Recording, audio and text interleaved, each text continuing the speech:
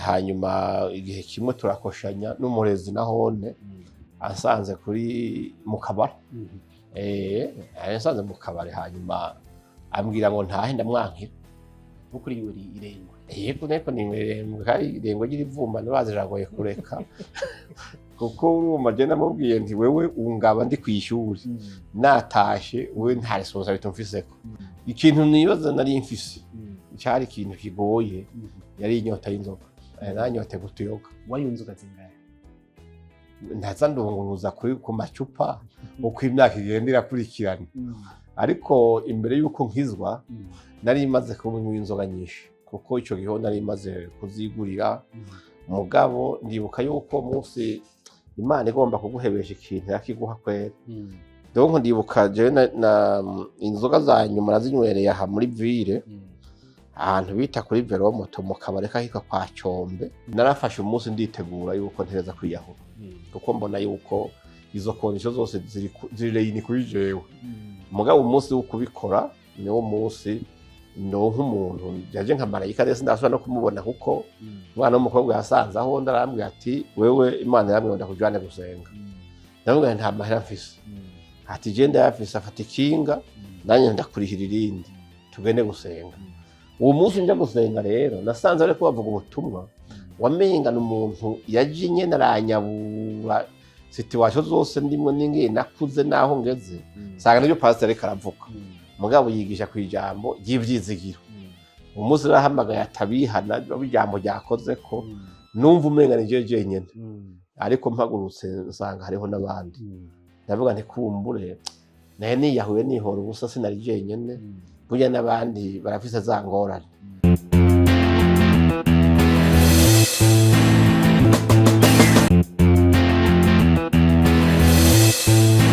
abenshi muramubona mu biganiro bitandukanye ku buhinga ngarukana bumenyi uwo nta wundi ni Apotre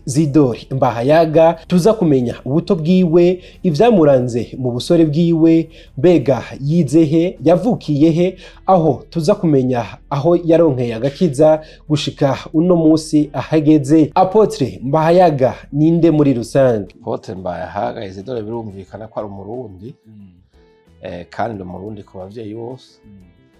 navukiye mu ntara ya Mwaro uno munsi akaba ari intara ya Gitega ku musozi wa Gihinga muri commune yitwa Kayokwe ubu akari commune Mwaro ndi umwana agira gatandatu kuri data nkaba imfura kuri mama cyawumva yuko data rero yarafise babiri no musaba abavyeyi baracahari oya data yapfuye maze imyaka 5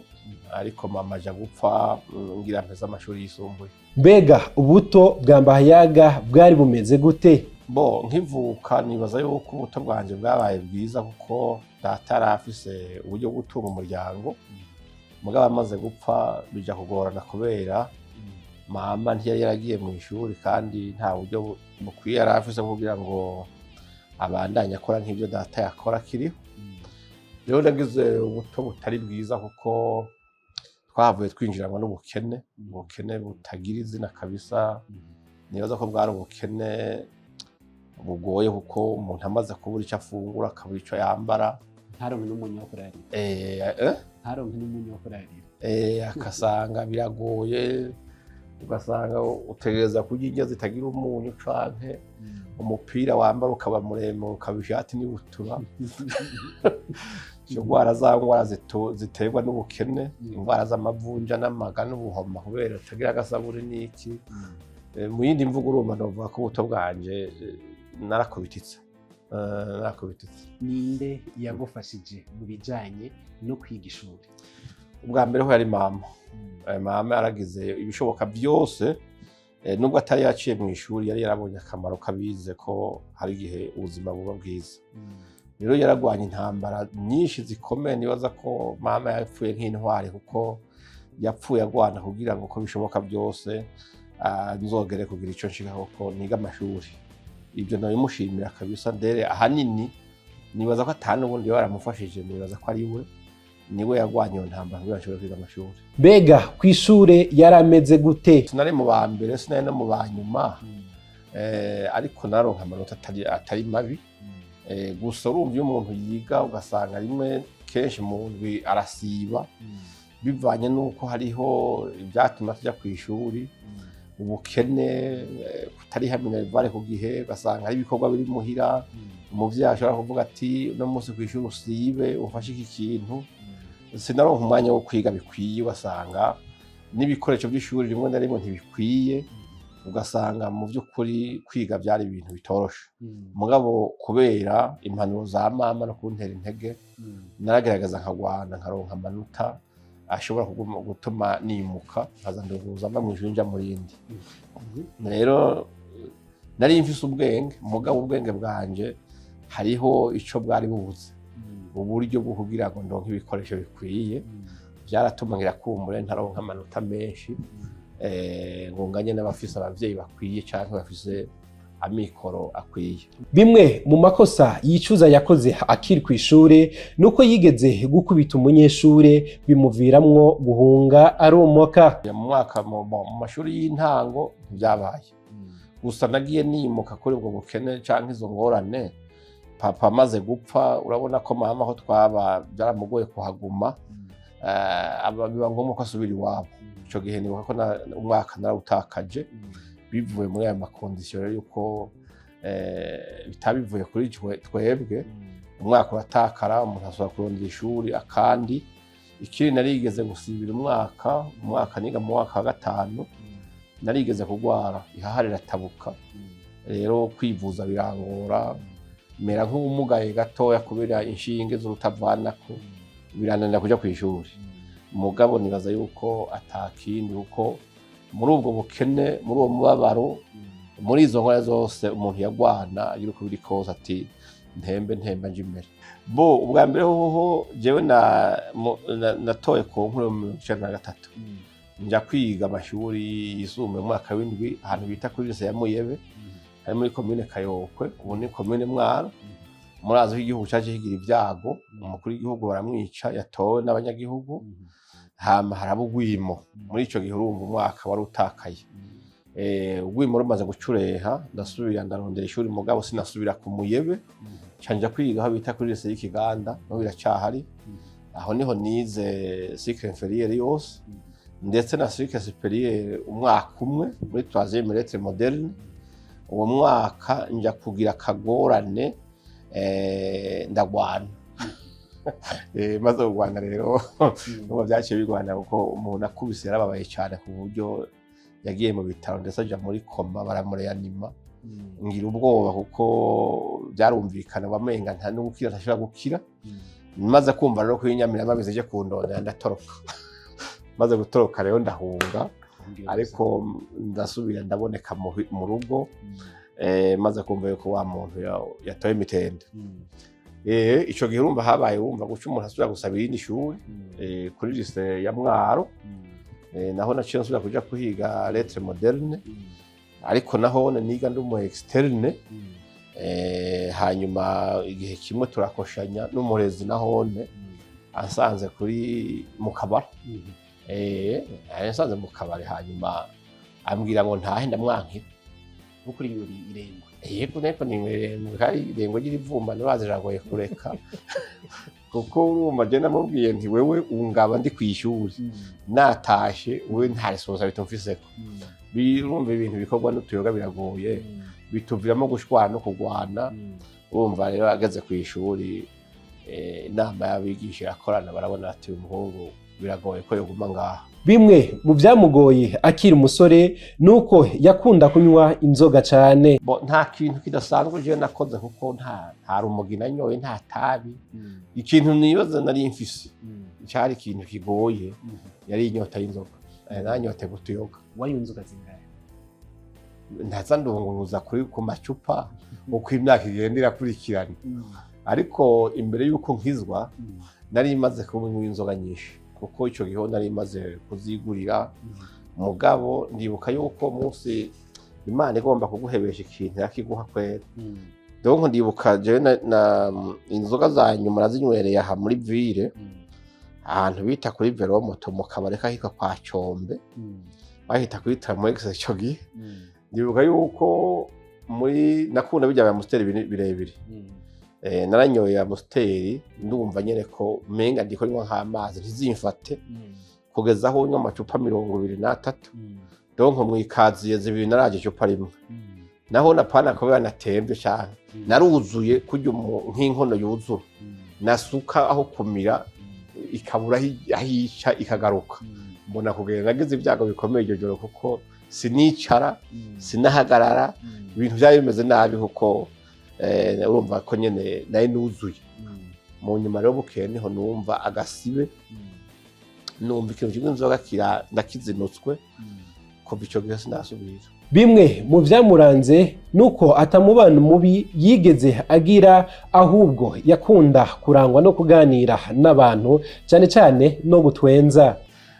Je nta mubano mubi nigeze ngira haba mu rugo batungana sinakunda kubara mu kintu nakunda kwari gutera inkuru. Nari umuntu bavuga yuko yatwenza ku buryo n'abantu bakuze jewe iyo hageze guterama barandondera kugira mbe ndabatera dukuru ndetse nkaravyo ngukiramo kubera baca bansororera. Rero kuva ico gihe nari nzi ingorane zishobora kuba umuntu agiye mu bindi bintu by'ingeso mbi mama kubera twagoranywe tukamara igihe kirekire igihe cyose ndenze rembo yama ntekerera impanuro kavuga ati ugende wiyubare ntiwishinga abandi umenye ko uri umwana utagira umwe agufasha mama wawe ni wari ngaha kandi urako atamagara mfise kandi ndiko ndakura. Ico kintu caramfasha cyane ku buryo niyo mbonye abantu bagiye gushwana n'amacaniro ndokira nkasanga Jesse ngiyemo. Rero nta kintu novuga ngo abunga ngo twakuranye bonyibukiraho kindi narakunda no guhanura abantu kureka kugwana kuko nari mfise nyene impungenge zuko nobabaza mama canke impanuro yampaye nkasanga ndazirenze ko nzohava ngira ingorane. Nari umuntu rero yibanira n'abandi neza dutera inkuru n'abari bo bose nuno munsi rero abo twakuranye nta kindi yo tubona yabaze ko tugiye kumererwa neza tugatwenga nta bindi. Nizaye ndoto wari ufise imbere ko uja mukizwa kwakira agakiza imbere y'Imana?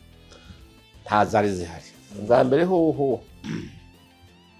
ubuzima bwari bwankubise nari narize naheze ishuri kuko navuze mvuye imwana nahavuye nzi Bujumbura kwiga mu Kamenge kuri Esta ndiga section juridique ndayimara mugabo sinishiramo guca nja muri kaminuza ubwo nyene kuko nagira nti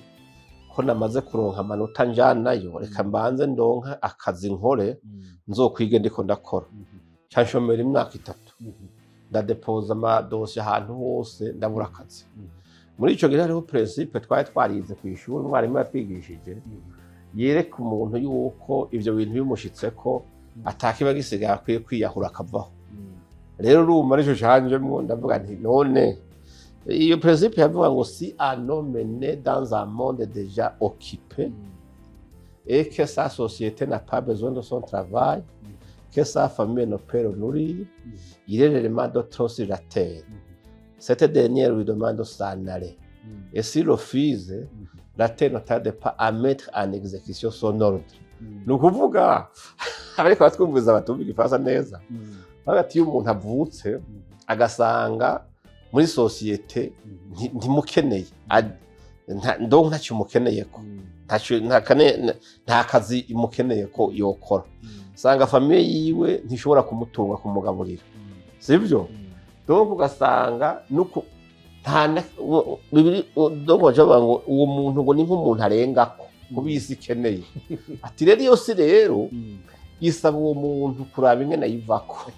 akinjura hakirikare ati rero kandi yabitebeje iyo nyene iraheze kabyishirira mu ngiro kandi urumva ko ikihiro kabigira nabi. Rero ndibuka yuko narigeze kubishinga intahe narafashe umunsi nditegura yuko ntereza kwiyahura kuko mbona yuko izo kondisho zose ziri kuri jewe mugabo umunsi wo kubikora niwo munsi no nk'umuntu yaje nka marayika rese ndasubira no kumubona kuko umwana w'umukobwa yasanze aho ndarambwiye ati wewe Imana yamwe ndakujane gusenga ndavuga nta mahera mfise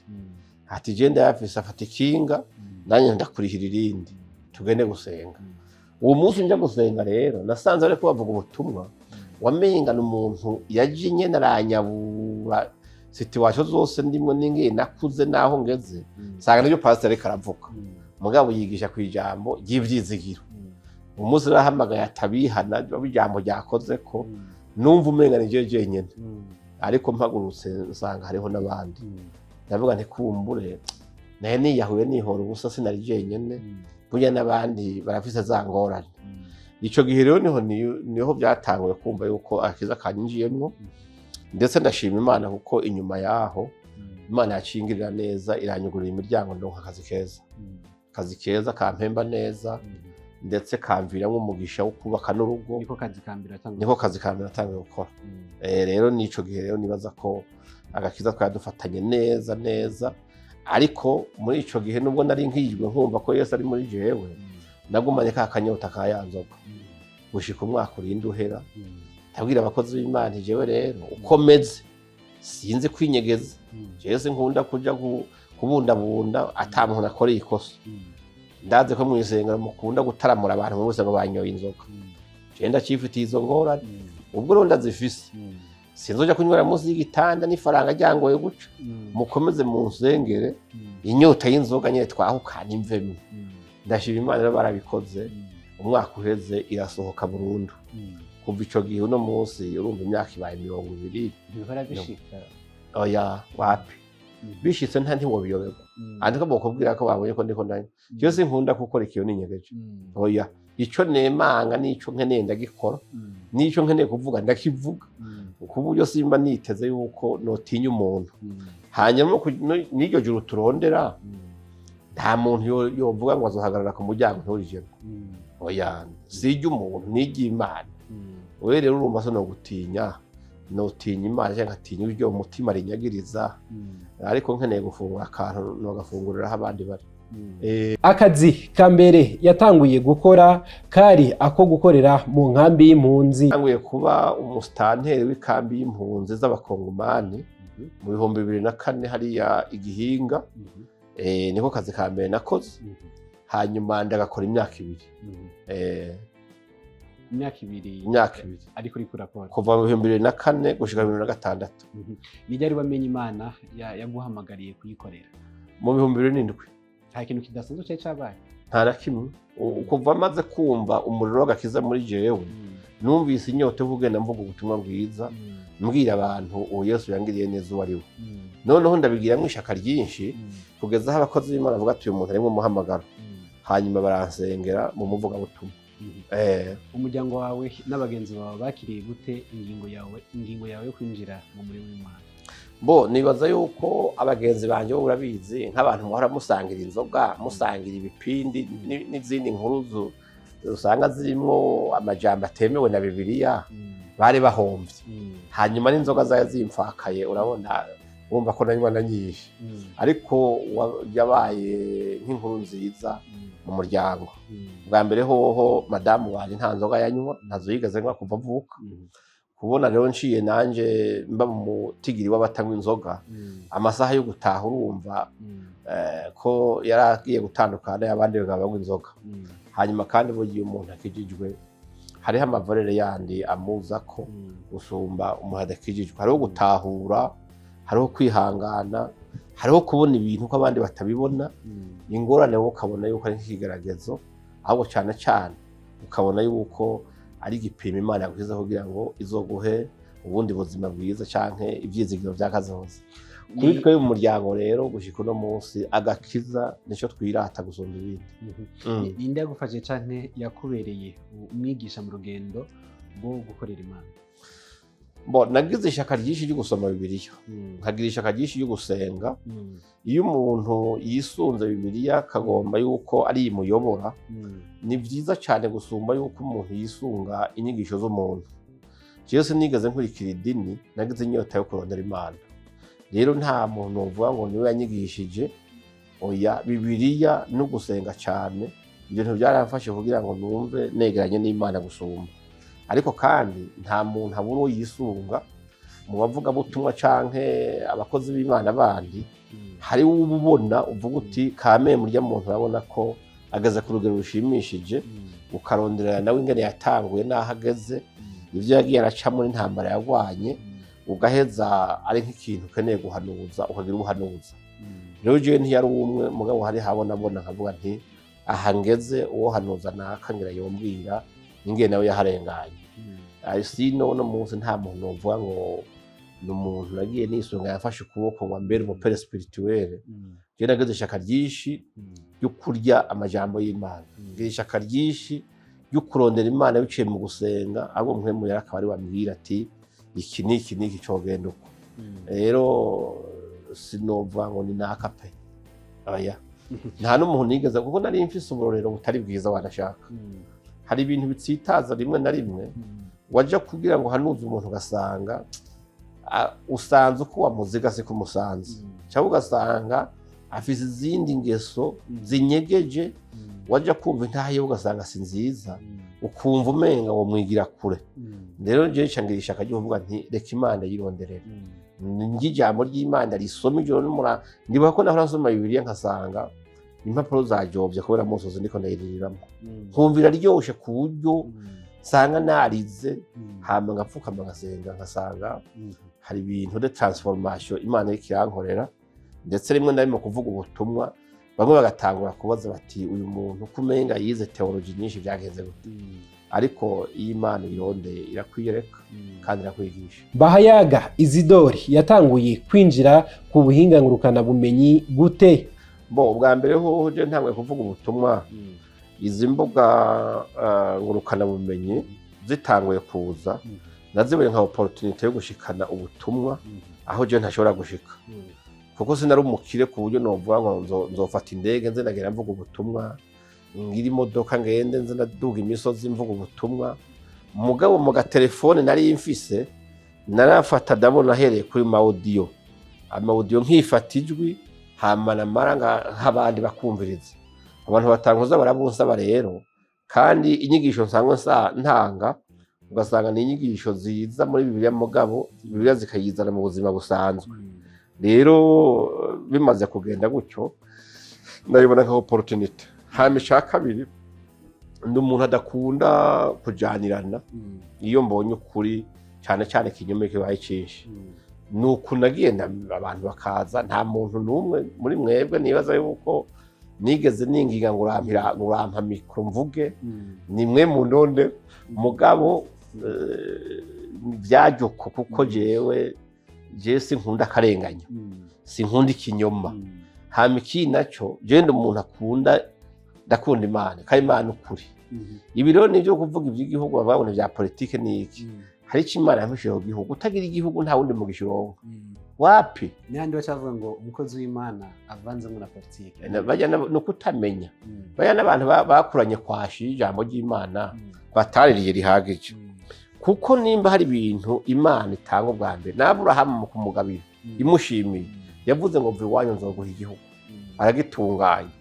rero nkaca nibaza abo bantu kubera amadini amwe yigisha ubuyobe bakababwira yuko ibyo gutunganya igihugu ari ivy'isi umuntu atobyivangamwo iwacu ni mwijuru hanyuma ikirego cyo fatana za nyigisho abamisiyoneri batuzanira ariko baje bahetse abakolonisateur bari bafise imirongo badusomera tukizera iyo kugira tuza twicwe n'ubukene nkuko umenga Imana niyo yaremye ubukene niyo ikunda ubukene mu bantu sivyo jewe ibyo rero ndi muri izo nyigisho simbamwe jewe ndasoma kandi Paulo yavuze ati ninuzura mpemu yera nzoba nuzuye n'ubwenge nimba umuntu avuga ngo ni kuvuga ngo gutwara iby'igihugu cyangwa kuja mu by'igihugu ngo kwivanga na politike Bibiliya dusoma ahanini igice kinini cyayo yanditswe n'abanyepolitike abami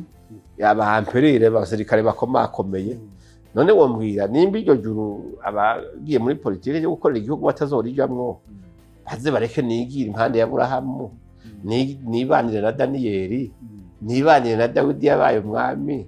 nibanire na General Nehemiya yagwanye agafata igihugu hari ibintu byo kutamenya hari imirongo badusomeye batubwira ngo ikunda ngo muhera mwitiro abantu bagaca basinzira ngo Imana ngo uzosanga yabiguhaye usinziriye bakatuhisha ya mirongo ivuga ngo nzohezagire ibikorwa by'amaboko yanyu udakoze ntakarye muga abantu bakavuga ngo hahiriwe aboro nibo bazobona Imana kugira batwiba ubutare batwibe amadiyama n'ibindi bintu batubwira ko ari ibisigo bakabwira bati nimwabona ibintu by'ibibuye bikayangana muzoce muza mubwire padiri kugira ngo aze gusengera ibyo bisigo byahatemwe mwimuke abantu bakabimura ku misozi ku butare bakavuga ngo bahunze ibisigo bakahacisha umusaraba abakaca badutwara iwabo kubaka bo bagatera imbere twe tugasigara turabakena muri iyi mirongo badusomera iwabo ntayo basoma rero ni byiza yuko abantu bamenya Imana irakunda ko abantu bose bagira umugisha Imana irakunda ko hari umurongo uri muri Yesaya rimwe ku umurongo wa 19 havuga ngo nimwizera mukumvira muzoga ibyiza byo mu gihugu none gashaye ibyiza byo mu gihugu nibi so kunyonga imodoka nziza so kuba mu nzu nziza so kurya neza so kwambara neza so kumwana bayiga mu ishuri ryiza none ibyo wumva byagenewe abapagani none je wumva none hakubija mu gute arishimira cyane ukungene ubuhinga ngarukana bumenyi bwatumye abantu benshi bamumenya bakamenya n'ibikorwa vyiwe uretse gusa nyene icyo waruhereye ko cyuko mwagiye muramenya mu mpanahana none ko ata amafaranga mumpa ngo muvuye ngo hari ibintu byahindutse nk'ubuzima ndacaje ikirembe ndacirasheko mugabo ni byiza kuko urabona izi mbuga zanyu zishikira ku isi yose biragura sekre y'abagenzi canke abo muzinanye hari abantu usanga muba mutazinanye mubonana mugabo yumva amajambo washikirije akakurondera rimwe na rimwe hari igihe bikuviramo ugasanga mubaye inshuti ndetse rimwe na rimwe hakubera n'umugisha wo gushika ku bindi bintu utari witeze yuko woshitseko rero imbuga ngurukana bumenyi ni nziza iyo umuntu ashoboye kuzikoresha neza abantu rero bozijukira sinzi ko bana birabo burya aya mateleviziyo yitwa ko ari amateleviziyo akomeye y'igihugu canke ibindi bintu tayo bakiraba abantu ubu umuntu je ndafise televiziyo mu rugo iwanyu nkuko abandi bazifise kera wasanga saa moya itantanga imbere y'amakuru sinkijayo kubera iyo sahija kugera amakuru yose ndayafise canke nayo bataja kuvuga ndayironderera kaca ku mbuga zitandukanye ni vyiza yuko rero imbuga ngurukana bumenyi abantu bozigishwa kuzikoresha mugabo mu buryo bwiza kuri jewe imbuga ngurukana bumenyi cambereye ikiraro kininiya kimpuza n'abantu bari mu mpande zine z'isi kuri jewe rero cabaye inyungu hanyuma naco ndanahembwa ndafise YouTube channel iwayo ngo yitwa Honga Icaha iri monetize agafaranga ndakaronka urumva kandi ugasanga barashaka amafaranga ndonka hari igihe ashobora kuba zo mu mushahara nkora no kwezi kose ahandi hantu urumva kuri jewe rero ni inyungu ko buri kwezi ndaronka umushahara kandi andora rero muri ico gihe rero nibaza yuko jewe sinoyituka inkuba bega yubatse urugo rwiwe ryari itariki 12 z'ukwezi kwa munani 2006 niho nashinga urugo niho twagira ubukwe na mufasoni mfise uko twamenyanye rero cari nk'igitangaza kuko nta gihe kirekire twamenye kuko je nakora igihinga nawe ari umu infirmiere akihashika kuri hopitale yitwa hari mu Kibumbu rero nari ngeze iyo myaka 2 yari kirahera mugabo kuri bwa bunyakabo umuntu abarakuranye canke kugira gute yumvira ati nanye nzovemwe umuntu w'umugabo naye natanguye kwiyumvira kurongo ariko ntabona uwo tuzokubaka no wariwe nibuka ari abahungu bakunda gusenga naragiye mu biro ndiyumvira mu mutima ndasenga ndavuga nti Imana je ndabona hariho ingo nyinshi abagabo bicuza ku bagore bazanye ndetse bimwe bikabaviramo n'amavesi bakamugara bagapfa ariko ubukwe ubukwe nyine bw'umunezero umuntu nyine akaba mukoroherwa mu buzima ndagomba rero ndabire mu bakobwa baremye ngaha ni wowe nyine umenya imitima twege imisore tubona inkumi tubona inzobe n'amataye ariko mu mutima no mu vyiyumvira ni Imana noneho ndahamagara abahungu baraho basenga ngo hano mwe umuntu amuvuga ko muvugana n'Imana batego yanda yibatumeko rero kandi ibyo ndabibatuma mugende mugushikiza uko ndabivuze umugeje nkeneye umugore mwiza tuzosohokana abagabo bagahindukira bakavuga ati kabisa icoco sinuhabwa umugore n'Imana ngo impe umugore ataboneka ko ari mwiza. Ico carimwo. Icya kabiri narasenze Imana ndavuga nti Imana jewe nakuze nkundwa n'umugore umwe yitwa mama gusa arapfa. Ndakeneye umuntu rero azombera umufasha ariko akankunda nkuko mama yankunda. Nico mukibwira Imana tugufashe gusenga. Uravyumva? Hanyuma umugore wa wundi ntahandushe akanduhura. Sivyo? Atazonyikisha ingorane. Ico rero ndagomba abantu bacumve bazoze barasengera abafasha babo. Kimaze kugenda gutyo rero barava gusenga babagabo. Bati Imana yavuze ngo izomuguha. None yavuze ko izomuzana imukuye. Ati wewe yavuze ko izomukwereka. Burya Imana itari mu rugo rwanyu, amafaranga ntiyoguha urugo rwiza, icubahiro ntiyoguha urugo rwiza, ububogare ngo nuko wataruye ivyuma ntiyoguha urugo rwiza. Ugasanga hariho ibintu mu by'ukuri Imana itakubakiye. Amayeri y'umuntu canke ubwenge bw'umuntu buragoye yuko bwohagarika urugo rwiwe ku rutare, kuko nimba hari ahantu Satani acisha ibihuhusi byinshi ni mu bubakanye, ni mu rugo. Aho hantu rero bisaba yuko umwe wese yegamira mugenzi we bagashigikirana. Ico rero ndakimushimira umupfasoni wanje kuko turafatana amaboko muri byose. Nico tudahurije ko wanashaka tugiha umwanya tukagisengera, canke niyo vyanse ukavuga reka tucihanganire mugabo urugo rwacu rugume ruryoshe. Mu buzima rero nuko bimeze, kuko udasenga ngo urugo rwawe uruzeze Imana, ibintu biri mu ngo z'abantu biteye ubwoba. Ngira muramubibona burya abagabo benshi turabe nabonye havutse nishira hamwe habona abagabo mu gahinda. Urumva rero hari ingorane dirimo n'abantu bakomeye bavuga ati ntuze mutuvuge mwibanga ugasanga abantu bo kugira ngo baryamane n'abagore baryamane n'ibisasu bagati umunsi no kizonturikirako ni kibazo. Ugasanga umugore abize umugabo akomeye kuko n'abagore nabo bafise ingorane zimwe, ntaburya bose n'impande zose. Iyo Satani yateye kandi Satani yatera urugo ntaca kuri mwese, arondera umuryango kuri umwe. Ni byiza yuko rero abantu bamenya bati Satani aho yinjiranye iwanje ntibikunda. Burya abantu benshi bagwa mu ngorane zo guhanurwa nabi, abagenzi babi. Ariko ni wabona umuntu aza kukubwira nabi uwo mwubakanye, uzumenye ngo uwo muntu ni umwashitani, kuko nta muntu ntiwacungishije uwo mwubakanye abantu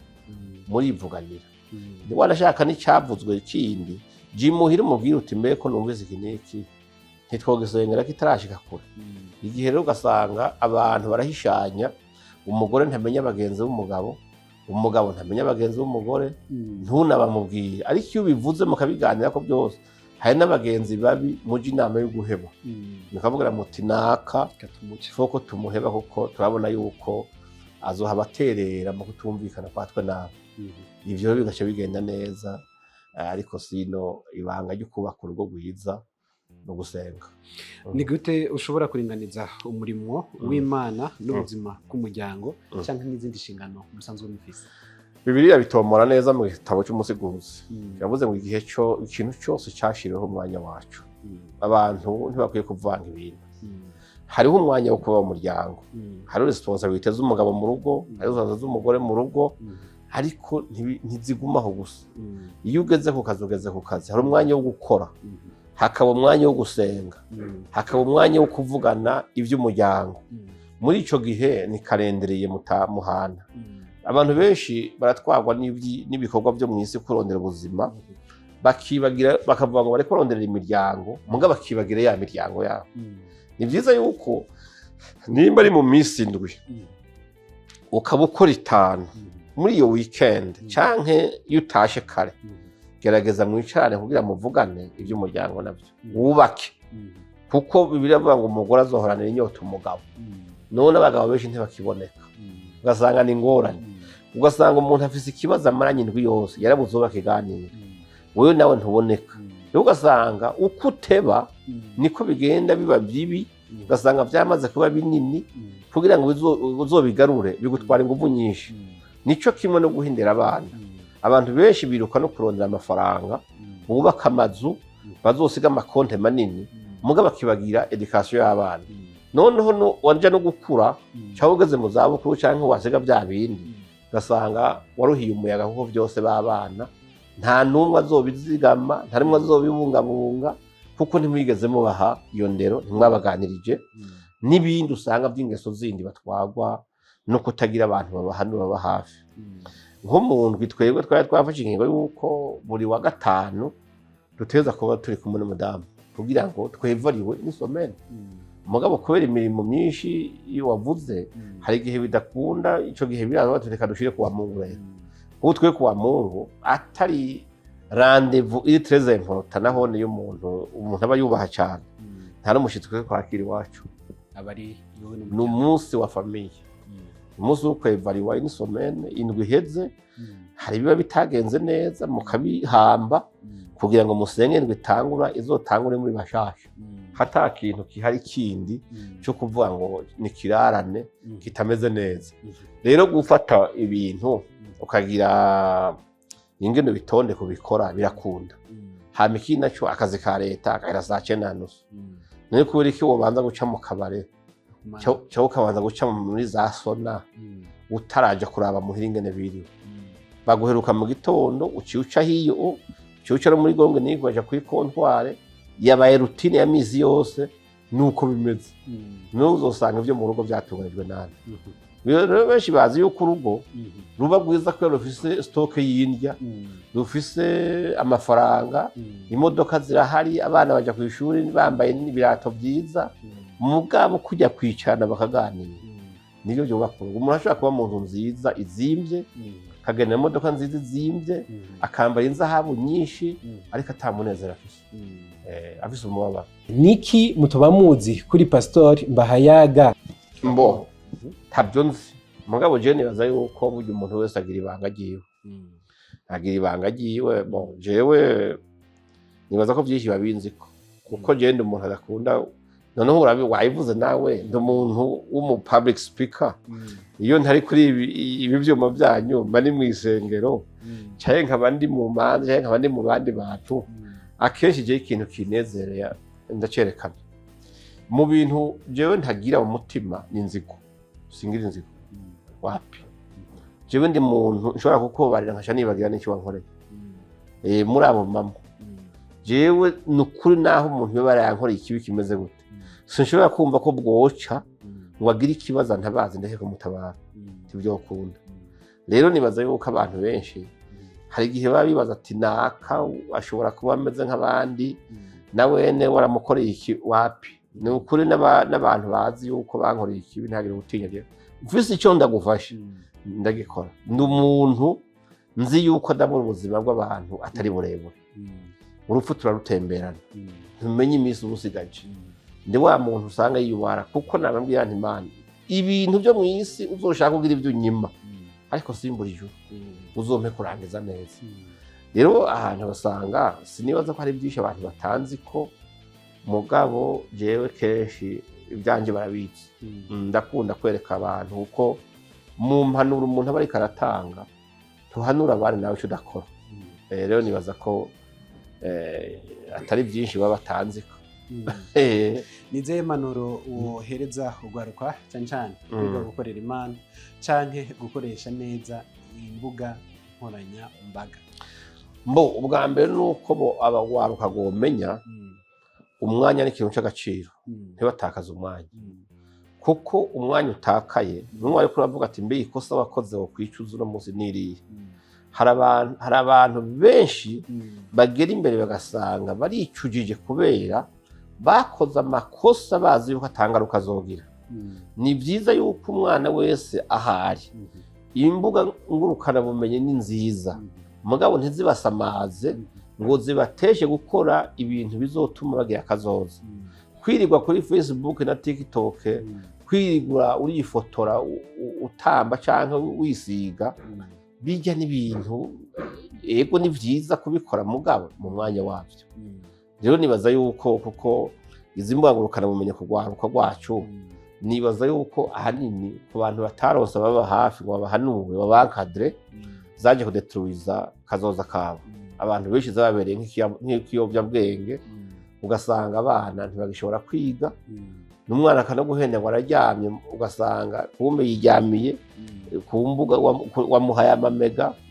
Ariko cyane cyane aho ndakondana abavyeyi, kuko abavyeyi benshi iyo bamaze kugurira telefone umwana babona umenga n'izomurera, nta mwanya bamuronkera. Nawe ivyo ibibazo yari afise babaza bivaye n'imyaka agezeko, niwe bumuyagiye ati wa mwana uritwara neza, kutanguye kumera amabere, nawe ubwanwa butanguye guhuha, uririnda ibi n'ibi. Agaca asanga vyose abibwirwa na internet. Donc usanga ahubwo agomba kuja kugira curiosité, ara bya bintu bari kumubwira aja kuvyironderera. Amaze kuvyironderera, internet ntimubwiza amajambo gusa, ibimubwiza amashusho.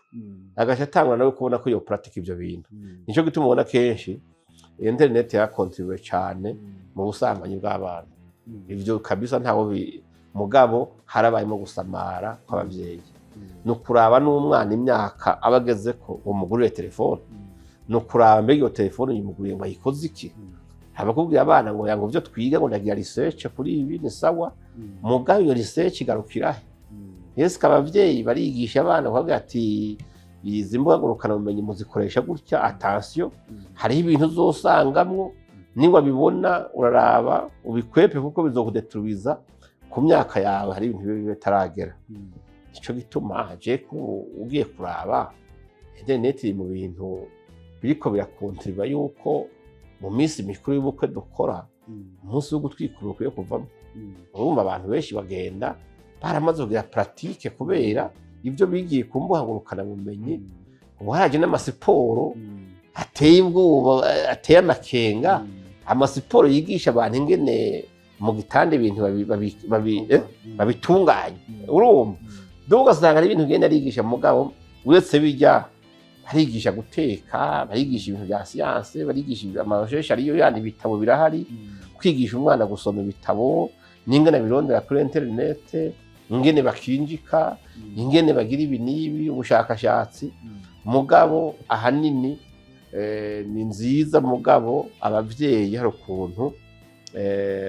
responsabilité zabo bazihebeye internet. Rero abana rero nibaza yuko ugiye kuraba uno munsi internet irikira kontriba mu bintu byinshi bitari byiza. Mugabo ifoko abavyeyi babimenya kuko ne baze bagurira, bakabigisha bati iki bagikoresha nuku ku myaka yawe iki ntiharagera, iyo busyo yikuremwo ibi nibikuremwo, hama wiga amashuri. Ariko ubundi hoho ahandi bamaze kwevura mbe kubera iki iburaya canke muri Amerika abantu bari ku kazi ata telefone bakoresha, nta connection bajako, bashika bazibika mu bubati ko baraza ko dusamaza. Uja muri pause ni kugira canke bavuga ati na telefone witaba, mugabo akazi ki ne barakazi shira mu gutwi ntudaranje yo muri kumwe. Hama gasanga avuga ati bariga bakaja muri labo, bakaja muri pratique, bakavuga bati umwanya wo gusoma message ni entre 19h 20h. Aho ni kubana rimwe bakavuga ati après 20h telefone muca muzimya mugasubiza abavyeyi bakabika, nta greve ibayo. Mugabo no munsi y'imwatsa avuga ati n'uburenganzira bwanje. Donc ni organisation imiryango ikwiye gukora kugira ngo icari iterambere ntigicika impamvu yo kwankiriza kazoza k'abantu. Rero so reka ndabashimire, naye ndabakengurukiye umuntu muheje kuduhereza kugira ngo abantu benshi bashobore kumenya. Murakoze.